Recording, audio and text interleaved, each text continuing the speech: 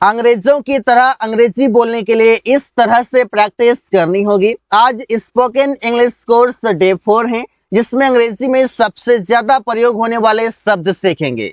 English speaking के लिए matter करता है इंग्लिश स्पीकिंग प्रैक्टिस, कि आप प्रैक्टिस किस तरीके से करते हैं, प्रैक्टिस कैसे करते हैं। अंग्रेजों की तरह अगर अंग्रेजी बोलना है तो आपको सोचना पड़ेगा, आपको थिंक इन इंग्लिश करना पड़ेगा कि आप अंग्रेजी में अगर सोचने के लायक बन जाएंगे तो then you can start speaking anywhere, because your mind should work in English. तो अंग्रेजी में कैसे सोच सकते हैं, कैसे अंग्रेजी बोल सकते हैं, कैसे प्रैक्टिस कर सकते हैं, तो इस वीडियो में सीखेंगे। पहले देखते हैं प्रोनाउन। इंग्लिश स्पीकिंग में सबसे ज्यादा प्रयोग किया जाता है प्रोनाउन। अब प्रोनाउन हमारे पास 9 प्रकार के हैं। Personal pronoun, reflexive pronoun, demonstrative pronoun, distributive pronoun, indefinite pronoun, reciprocal pronoun, interrogative pronoun, relative pronoun, objective pronoun.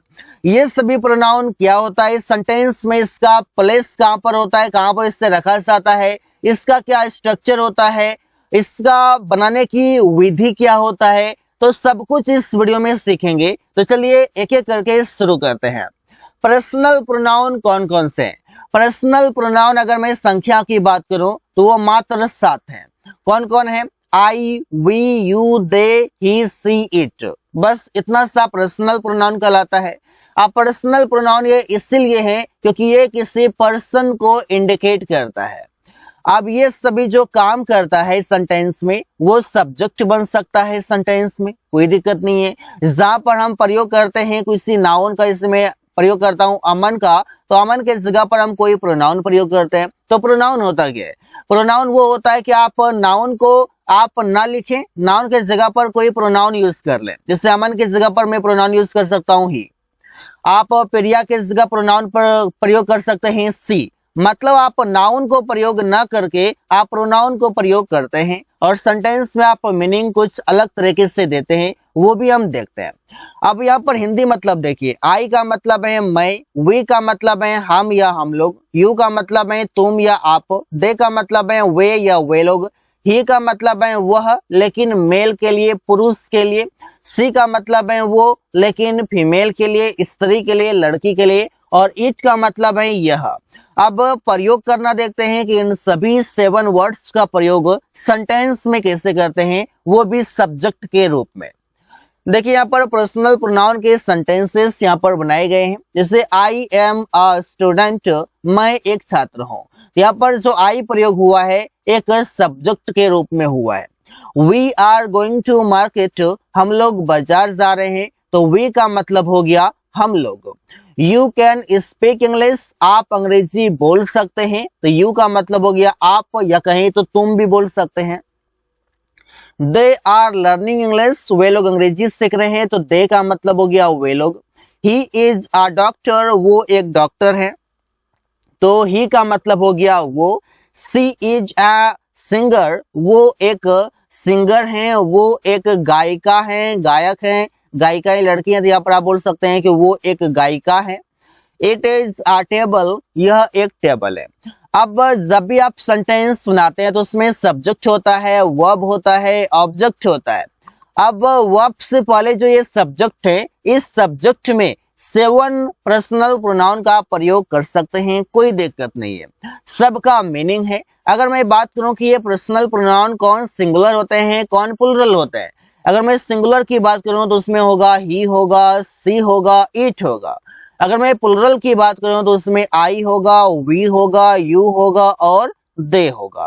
तो ये टोटल हमारे पास 7 हो गए हैं। ये हो गया हमारा सिंगुलर और ये हो गया हमारा प्लुरल और ये हो गया हमारा यहाँ पर पर्सनल प्रोनाउन। इस तरीके से प्रयोग किया जाता है। आगे देखते हैं रिफ्लेक्सिव प्रोनाउन।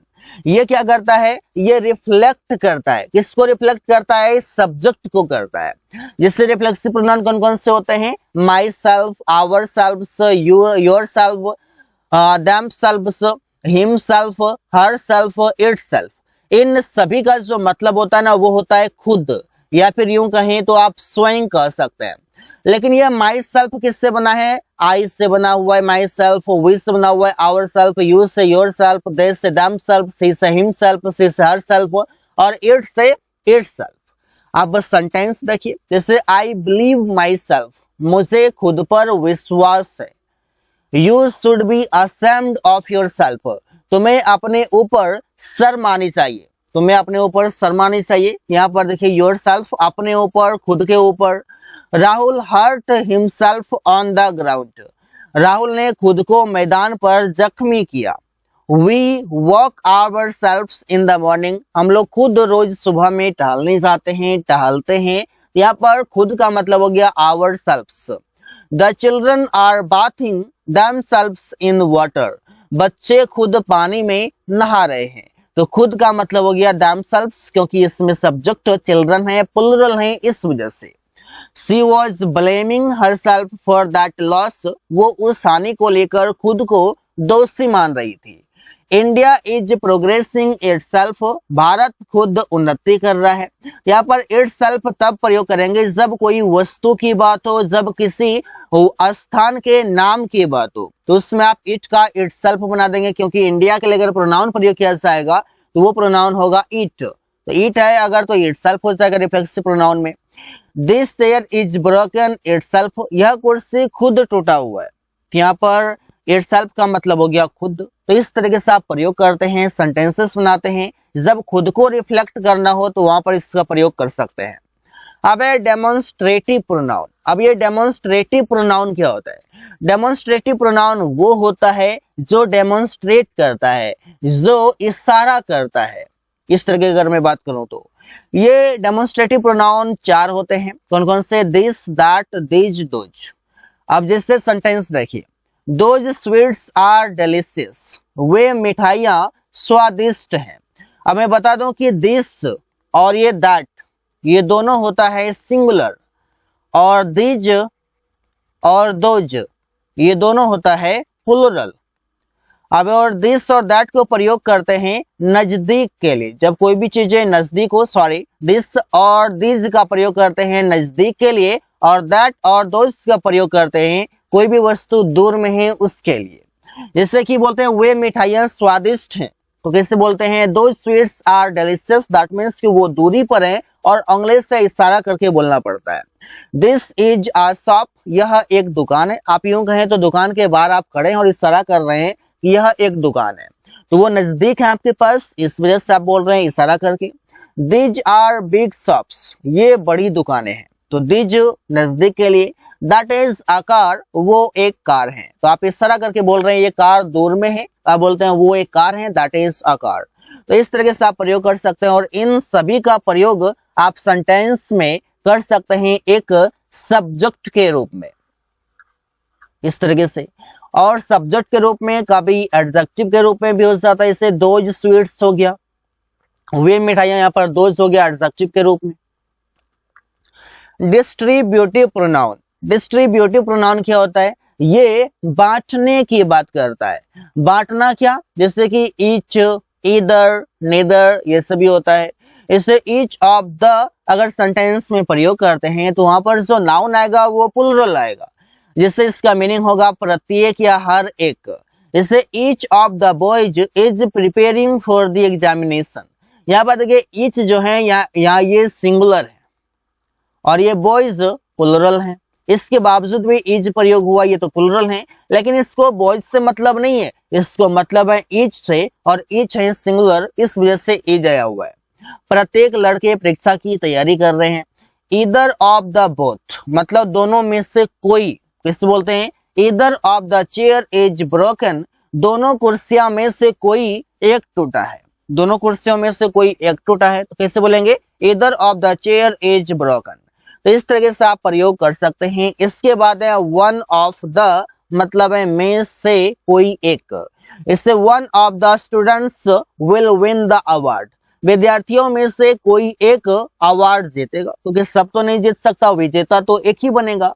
तो इस तरीके से आप प्रयोग कर सकते हैं जब भी आप बांटने की बात करते हैं। बांटते कैसे? विद्यार्थियों में से एक की बात कर रहे हैं, इस तरीके से दोनों में से एक की बात कर रहे हैं, लड़कों में से एक की बात कर रहे हैं, यहाँ पर आप समझ सकते हैं कि सिंगुलर को कहीं ना कहीं आप इंडिकेट करते हैं, डिस्ट्रीब्यूट करते हैं। डिस्ट्रीब्यूटिव प्रोनाउन के और भी देखिए एग्जांपल्स, जैसे नीदर ऑफ द बोथ, मतलब दोनों में से कोई नहीं। Neither of the both chairs is broken, ये इज जो लगा हुआ है ये नीदर के अनुसार लगा हुआ है, इस वजह से ये सिंगुलर है। दोनों में से कोई भी कुर्सियां नहीं टूटी है। नन ऑफ द मतलब है में से कोई नहीं, जैसे none of the women will go to market, औरतें में से कोई भी बाजार नहीं जाएगी। तो सेंटेंसेस आप ऐसे ही कई सारे बना सकते हैं। अब डिस्ट्रीब्यूटिव प्रोनाउन के और भी एग्जांपल्स। गाइस स्पोकन इंग्लिश में ना डिस्ट्रीब्यूटिव प्रोनाउन काफी ज्यादा प्रयोग होता है। इन सभी का प्रयोग मैं जो वर्ड्स बता रहा हूँ इन सभी का प्रयोग डेली बोलचाल में काफी ज्यादा करता है। साथ ही साथ you can practise as well, because the more you practise the better you learn. Try to focus upon practice. First यहाँ पर एनी वन ऑफ, जिसके बाद आप यू देम अस में से कोई भी प्रयोग कर सकते हैं। इसका हिंदी मतलब होगा में से कोई एक की बात। और जो भी प्रोनाउन आएगा ना उस प्रोनाउन का ऑब्जेक्टिव प्रोनाउन आएगा, जो कि आप आगे ऑब्जेक्टिव प्रोनाउन को भी देख लेंगे। जैसे any of you will buy a car, तुम में से कोई एक कार खरीदेगा, तुम में से कोई एक खरीदेगा। यहाँ पर एक की जो बात है वो एनीवन कर रहा है। ऑल ऑफ द मतलब सारे के सारे। I have purchased all of the books, मैं सारे के सारे किताबें खरीदी है। यहाँ पर सारे के सारे कौन बोल रहा है? ऑल ऑफ द बुक्स, सबकी बात कर रहा है। बोथ ऑफ द मतलब दोनों के दोनों। बोथ ऑफ द के बाद जो नाउन आएगा वो प्लूरल आएगा, यहाँ भी प्लूरल है और यहाँ पर तो ऑब्जेक्टिव केस है। Both of the chairs was broken, दोनों के दोनों कुर्सियां टूटी थी। ये चेयर्स हो गया प्लूरल और यहाँ पर बोथ ऑफ द चेयर्स दोनों के दोनों। इस तरीके से आप प्रयोग कर सकते हैं, सेंटेंसेस बना सकते हैं। अगला जो वर्ड है वो है इंडेफिनिट प्रोनाउन। इंडेफिनिट प्रोनाउन वो होता है जो किसी नाउन को इंडिकेट तो करता है लेकिन वो निश्चित रूप से नहीं करता है, वो क्लियर करके नहीं करता है कि किसकी बात वो कर रहा है। मतलब नाउन के लिए प्रयोग होता है लेकिन स्पष्ट रूप से नहीं बता पाता। जैसे कि कौन कौन है? Someone, somebody, something, anyone, anybody, anything, everyone, everybody, everything, no one, nobody, nothing. यहाँ पर देखिए नथिंग, ये जो हमारे पास है ये 12 हमारे पास है। अब इसका प्रयोग देखते हैं। जैसे इंडेफिनिट प्रोनाउन है कि everybody is going to market, सब कोई बाजार जा रहा है। एवरीबडी का मतलब है सब कोई।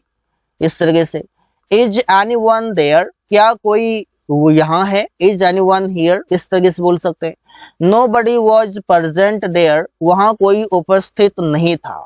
तो कैसे बोल सकते हैं? नोबडी वाज प्रेजेंट देयर, क्योंकि नोबडी का मतलब ही है कोई नहीं। Everything is easy, that means सब कुछ आसान है। एवरीथिंग का मतलब हो गया सब कुछ।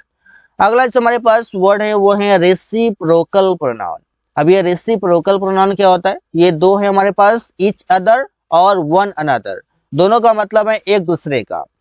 जब हम बात करते हैं दो लोगों के बीच अगर बात करते हैं तो ईच अदर है, और दो से अगर अधिक है तब हम प्रयोग करते हैं वन अनदर। जैसे Priya and Sonali helped each other, Priya और सोनाली ने एक दूसरे को मदद किया। यहाँ पर देखिए दो की ही बात है, ईच अदर ठीक है। Rahul, Ravi and Suman helped one another, Rahul, Ravi और सुमन ने एक दूसरे का मदद किया। यहाँ पर मोर देन टू है, इस वजह से वन अनदर का प्रयोग हुआ है एक दूसरे का हिंदी के लिए। इंट्रोगेटिव प्रोनाउन कौन कौन से होते हैं? जो हमारे पास ये WH वर्ड हैं इन सभी को इंट्रोगेटिव प्रोनाउन कहते हैं, जिससे कि हम क्वेश्चन पूछने की बात करते हैं। जैसे हु, हुम, हुज, व्हाट एंड व्हिच। जैसे हु वॉन द मैच, किसने मैच जीता। यू सॉ हुम, तुमने किसे देखा। किसे का मतलब हो गया हुम, तुमने किसे देखा, यू सॉ हुम। हुज इज दिस, यह किसका है। हुज का मतलब हो गया किसका। व्हाट डू यू मीन, आपका क्या मतलब है। व्हाट का मतलब है क्या।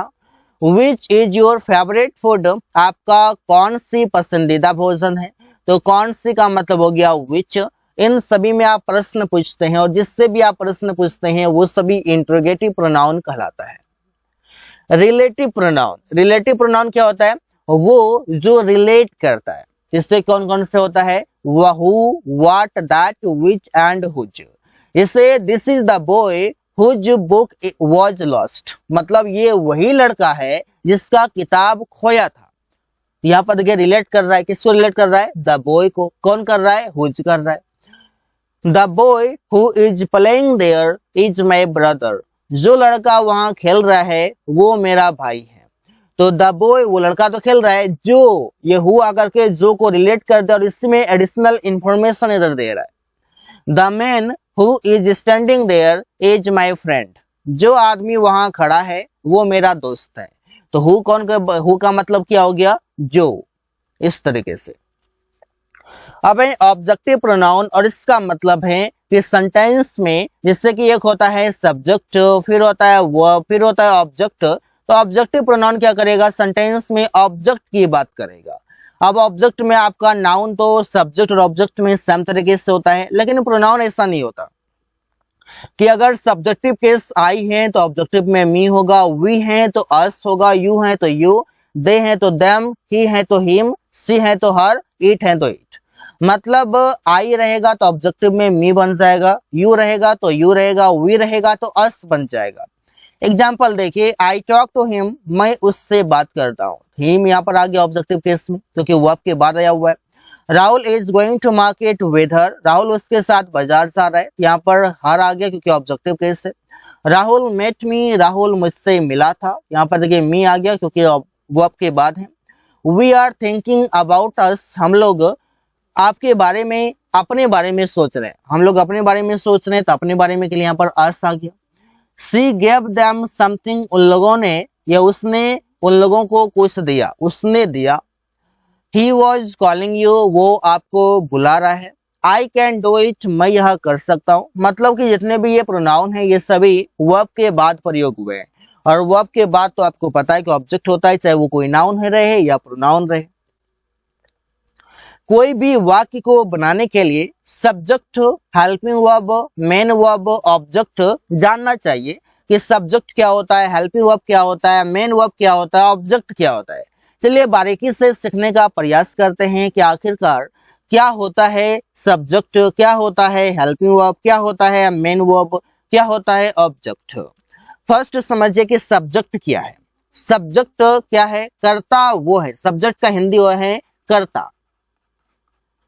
जैसे कर्ता वो है जो वाक्य में काम करता है, जो वाक्य में काम करता है वो कर्ता है। कर्ता वो है जो वाक्य में क्रिया से पहले आता है। मतलब एक सेंटेंस में हमारे पास होता है सब्जेक्ट होता है, एटलीस्ट वर्ब होता है और ऑब्जेक्ट होता है। तो इसमें क्या है कि जो क्रिया से, तो वर्ब का हिंदी हो गया क्रिया, क्रिया से पहले आए वो सब्जेक्ट होता है। ठीक है।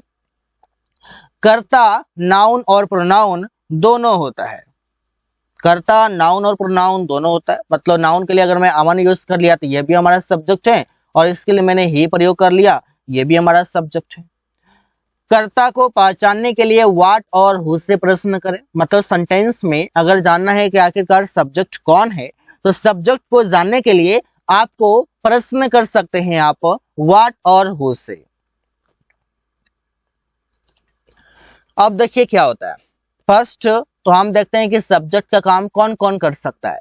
तो सब्जेक्ट का काम तो नाउन और प्रोनाउन दोनों करेगा। प्रोनाउन तो हमने सीख लिया कि क्या होता है, इसके कई सारे यूजेस हमने सीख लिया। अब देखते हैं क्या क्या काम करता है सब्जेक्ट के रूप में। फर्स्ट हमारे पास नाउन, और ये नाउन क्या होता है? Name of person, place, thing और फीलिंग। क्या क्या होता है? तो कोई व्यक्ति का नाम होता है, कोई स्थान का नाम होता है, कोई वस्तु का नाम होता है, कोई अनुभव का नाम होता है, आइडिया का नाम होता है।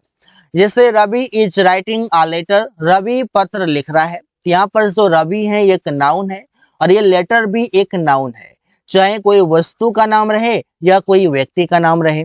Children will go to school, बच्चे स्कूल जाएंगे। चिल्ड्रन यहाँ पर नाउन हो गया, और स्कूल भी यहाँ पर एक स्थान का नाम है, ये भी नाउन हो गया। इस तरीके से आप इसका प्रयोग कर सकते हैं। प्रोनाउन क्या होता है? जैसे ही, सी, आई, वी, यू, जैसे मैंने आपको बताया प्रोनाउन में, उस तरीके से कि जो भी हमारे पर्सनल प्रोनाउन है वो सभी सब्जेक्ट का काम करता है। He can drive a car, वो कार चला सकता है, ही यहाँ पर प्रोनाउन है। सी स्पीक्स इंग्लिश, वो अंग्रेजी बोलती है, सी यहाँ पर प्रोनाउन है, सब्जेक्ट है। दे प्ले क्रिकेट, वे लोग क्रिकेट खेलते हैं, दे यहाँ पर प्रोनाउन है और सब्जेक्ट है। तो इस तरीके से काम करता है। तीसरा काम करता है इन्फिनेटिव, और इन्फिनेटिव होता है टू वी वन। अब ये टू वी वन क्या होता है? टू वी वन सेंटेंस में आपका आ सकता है सब्जेक्ट के रूप में भी, सब्जेक्ट की जगह भी, और ऑब्जेक्ट की जगह भी, दोनों जगह आ सकता है, क्योंकि वर्ब के बाद भी आ जाता है टू वी वन, और सेंटेंस में सब्जेक्ट के स्थान पर भी टू वी वन आता है। जिससे कि आपने कई बार देखा होगा कि सेंटेंस इस प्रकार से कि to walk is good for health, टालना स्वास्थ्य के लिए अच्छा है। तो smoke is injurious to health, धूम्रपान करना स्वास्थ्य के लिए हानिकारक है। अब यहाँ पर देखिए टू स्मोक ये सब्जेक्ट है क्योंकि वर्ब से पहले आया हुआ है। To walk is good for health, यहाँ पर टू वॉक यहाँ पर सब्जेक्ट है। अगला है हमारे पास जिरंड, और जिरंड होता है वी वन के साथ एनजी लगाते हैं, मतलब जो वर्ब आईएनजी में हो, जिससे कि आप बोल सकते हैं गोइंग, आप बोल सकते हैं स्पीकिंग, ये सभी हमारा जिरंड है, जो काम करता है सेंटेंस में सब्जेक्ट के तरह भी और ऑब्जेक्ट की तरह भी। जैसे walking is good for health, टालना स्वास्थ्य के लिए अच्छा है, तो यहाँ पर वॉकिंग यहाँ पर सब्जेक्ट है। Smoking is injurious to health, धूम्रपान करना स्वास्थ्य के लिए हानिकारक है, यहाँ पर देखिए स्मोकिंग सब्जेक्ट हो गया है। तो इस तरीके से आप इसका प्रयोग कर सकते हैं, कोई दिक्कत नहीं है। अब अगर मैं बात करूं हेल्पिंग वर्ब्स की, हेल्पिंग वर्ब दो प्रकार के होते हैं। एक होता है प्राइमरी हेल्पिंग वर्ब और दूसरा होता है model helping verb. Primary helping verb जो होता है वो तीन पार्ट में डिवाइडेड है। फर्स्ट है टू बी में, दूसरा है टू डू में, और तीसरा है टू हैव में। टू बी में जो होता है प्रेजेंट में वो है एजएमआर, और पास्ट में है was and were. To do के लिए प्रेजेंट में है डूडस और पास्ट में है डिड। टू हैव के लिए प्रेजेंट में है हैव और हैज, और पास्ट में है हैड। तो इस तरीके से काम किया जाता है। अब मैं बात करूं कि मॉडल हेल्पिंग वर्ब क्या होता है। ये मॉडल हेल्पिंग वर्ब प्रेजेंट में ये भी है, पास्ट में ये भी है, लेकिन इंग्लिश स्पीकिंग में प्रेजेंट और पास्ट से कोई मतलब नहीं है। Just you can talk about situation.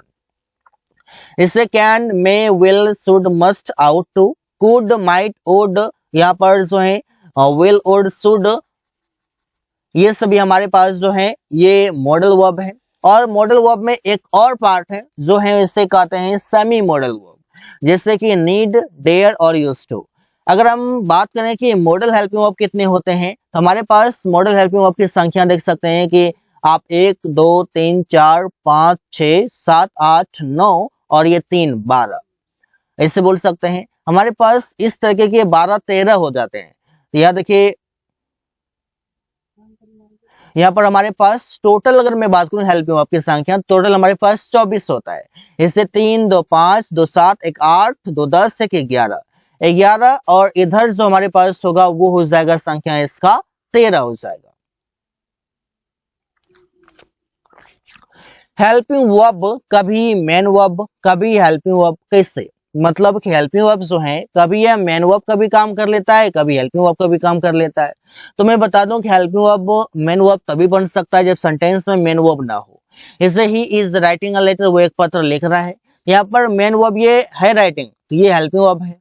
He is a doctor, वो एक डॉक्टर है, इस सेंटेंस में मेन वर्ब नहीं है, ये हेल्पिंग वर्ब ही मेन वर्ब का काम कर ले रहा है। इसी तरीके से आप इन सभी को समझ सकते हैं, सेंटेंसेस कई सारे बना सकते हैं। अब मैं बात करता हूं प्रैक्टिस करने की। इन सभी वर्ड्स को आप प्रैक्टिस कैसे करेंगे? प्रैक्टिस करना बहुत जरूरी है, क्योंकि आप जितने प्रैक्टिस करेंगे उतना आपके लिए बेहतर होगा। क्योंकि प्रैक्टिस करना, आप बोल सकते हैं कि without practice nobody can speak English if they don't have environment. अगर एनवायरनमेंट नहीं है, एटमॉस्फेयर नहीं है, तो बिना प्रैक्टिस के संभव नहीं है। तो इसलिए प्रैक्टिस करना जरूरी है। प्रैक्टिस आप जितना करते हैं, जितना रिवीजन करते हैं, that is very good for you. तो कैसे होगा? यहाँ पर फर्स्ट देखिए प्रैक्टिस करने की जो विधि होगा, जो मैं तरीके बता रहा हूँ वो सभी बहुत पावरफुल है। तो प्रैक्टिस करने के लिए आपको क्या करना है? सेंटेंस बनाने हैं। सेंटेंस को आप बनाइए, टॉपिक ले सके, ये हमारा पर्सनल प्रोनाउन है, ये हमारा रिफ्लेक्सिव प्रोनाउन है, ये हमारा डिस्ट्रीब्यूटिव प्रोनाउन है। मैंने लिया, आपको पता है कि वो सभी क्या होता है, प्रयोग करने के तरीके भी मैंने आपको बता दिया कैसे करते हैं। अब उस पर आप सेंटेंस बनाइए जितना हो सके। उसके बाद दूसरा काम, मतलब जो भी मैं बता रहा हूँ ना बहुत इजी है, अब लिखने उखने की कोई जरूरत नहीं है। आपने एक बार नोट डाउन कर लिया कि ये हो गया, आप सेंटेंस बनाने हैं तो मन में बनाने हैं, आपको लिखना नहीं है। आपको सेंटेंस दिमाग में सोचना है, और सोचना जब आप शुरू करेंगे ना, इस तरीके के सेंटेंस आप बनाना शुरू करेंगे, तो आपका माइंड खुद ब खुद अंग्रेजी में सोचना शुरू करने लगेगा, और after a week, after a month आप खुद रियलाइज करेंगे कि my mind is able to think in English, my mind is thinking in English. It is like this, but you need to start from starting. Then after you can do many things. अब इसके बाद अगर मैं बात करूं कि अब मैं क्या करूं, माइंड तो सोचने लगा है, तो अब इसको और बेहतर बनाने के लिए जब भी आप किसी से टॉक करते हैं, जब आप किसी से बातचीत करते हैं, तो उसमें आप जो भी नेटिव लैंग्वेज में आप बोलते हैं, चाहे हिंदी रहे या कोई भी भाषा रहे आपका, उस भाषा में जो आप बोलते हैं, उस जब भी आप कोई सेंटेंस का प्रयोग करते हैं, तो उस समय आप कोशिश करिए कि आप जो भी सेंटेंस का प्रयोग करते हैं उसे अंग्रेजी में बोला जाए. दैट मीन्स कि मैंने कहा कि मैं बाजार जाऊंगा, I will go to market, मैंने मन ही मन ट्रांसलेट कर लिया. क्या तुम बाजार गया था, did you go to market. तो इस तरीके से आप ट्रांसलेट मन ही मन करेंगे, मतलब आप हिंदी तो जोर से बोलेंगे, लेकिन अंग्रेजी में जो आप ट्रांसलेट करेंगे वो मन ही मन करेंगे. इस तरह से आपका ट्रांसलेट का स्पीड इंक्रीज होगा, और जब कभी भी आप अटकने की बात जब आएगी तो आपका ट्रांसलेशन स्पीड फास्ट रहेगा, तो आप अटकेंगे भी नहीं.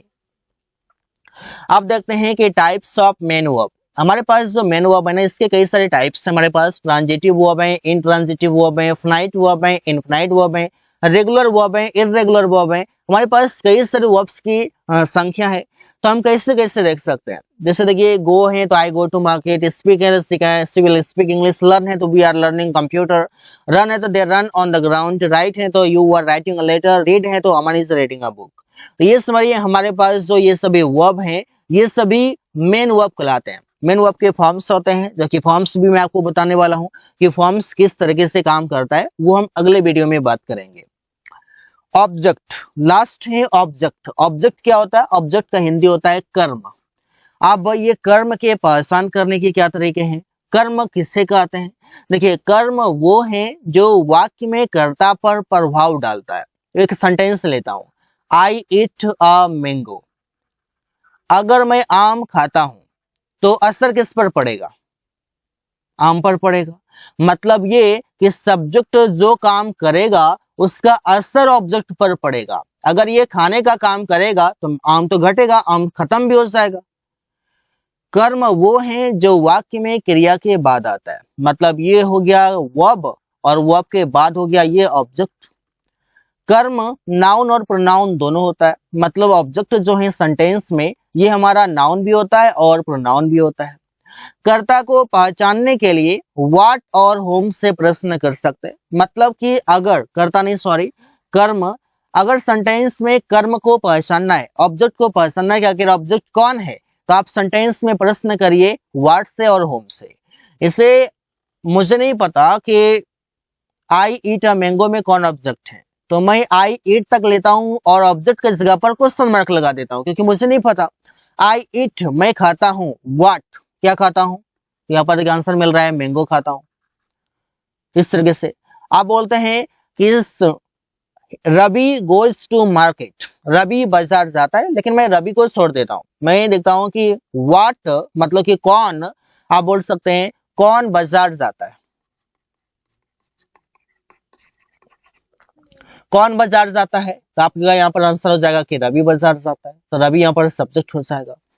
फिर हुआ कि किसने तुमको पीटा, किसने तुमको पीटा, हुम मतलब किसने, किसने तुमको पीटा. तो अगर आंसर में आ रहा है कि यहाँ पर अमन, ये अमन क्या हो गया, सब्जेक्ट हो गया. इस तरीके से आप प्रश्न कर सकते हैं. तो इसी तरीके से आप कई सारे चीजों को आप समझ सकते हैं. फिर है कि आई मीट रवि, मैं मिलता हूं किससे, हुम किससे मिलता हूं, तो रवि से मिलता हूं. ये रवि ऑब्जेक्ट हो गया यहाँ पर. तो इस तरीके से आप प्रश्न करके भी पूछ सकते हैं कि क्या सब्जेक्ट है, क्या हेल्पिंग वर्ब है, क्या मेन वर्ब है, क्या ऑब्जेक्ट है. एग्जाम्पल्स ऑफ ऑब्जेक्ट देख लीजिए. वी ईट अ मैंगो, हम लोग आम खाते हैं, मैंगो ऑब्जेक्ट है. आई स्पीक इंग्लिश, मैं अंग्रेजी बोलता हूँ. You are writing a letter, तुम पत्र लिख रहे हो. सी विल कुक फूड, वो खाना पकाएगी. दे टॉक टू हिम, वे लोग उससे बात करते हैं. आई लाइक यू, मैं तुम्हें पसंद करता हूँ. तो इस तरीके से आप प्रयोग करके सेंटेंसेस बना सकते हैं. मुझे आशा है कि आपको प्रोनाउन में subject, helping verb, main verb, object में कोई दिक्कत नहीं है. तो so guys, thanks for watching.